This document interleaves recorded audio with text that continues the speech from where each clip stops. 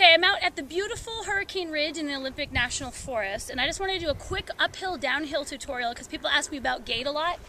So one of the reasons hiking hurts people's knees is because they use more quad than anything else. They're already using more quad. I'm watching my kids, just so you know.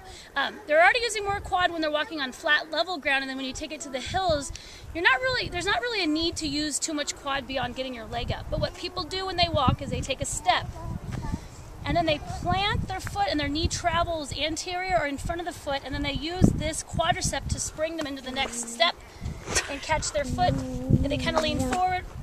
Bugs, sorry. Okay, sorry, it's okay.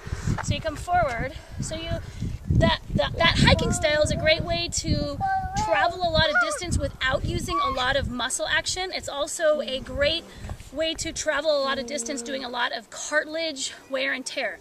So instead, what I recommend is keeping that vertical shin. So when you take a step, you don't really ever let your knee travel once you plant your foot. The upward forward action comes from pushing off the back foot. So you take a step and then you use your calf to plant so that you never have to shear the knee forward.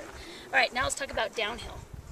Okay, once you get up, you got to get down. So coming down is a little bit different in that your knee is going to travel a little bit far forward, mostly because it's too hard when you're really outdoor in real terrain to deal with the slipperiness of the terrain. So the fact that the top, on natural surfaces, the top displaces relative to the bottom, you kind of have to naturally sit down onto the hill a little bit, and because of the angle of the hill, if you're a tucker, you're going to notice that this loads your quads a little bit more. So if you stand on a hill and tuck your pelvis, you'll feel the work in the knees.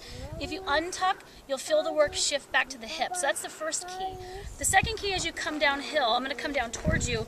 When you step down, if you take your mass and load it directly down the hill, it's a lot of work for your quadriceps to stop working eccentrically, to like a mass kind of out of control. So you have to slow it down. And the way you slow it down is the same way that you slow your mass down. It's the same way that you slowed yourself down when you're skiing, is you kind of cut back and forth. Although I'm not saying you walk side to side. Instead, when you step, you let your pelvis list or drop off to the side. So you see the difference in height of my pelvis? Can you see that? Mm-hmm. Yeah? Okay, good.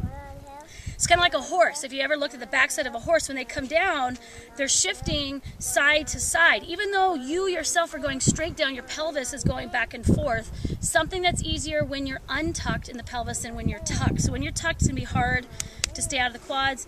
When you untuck, you can go ahead and lift as you come down, and this will save your knees a ton of wear and tear, and you can enjoy this beautiful panorama. Let me show you where I am right now. Don't forget to get your boy. Oh, my boy. Ah,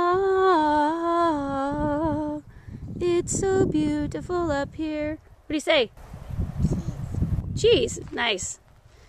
Poser, poser, poser.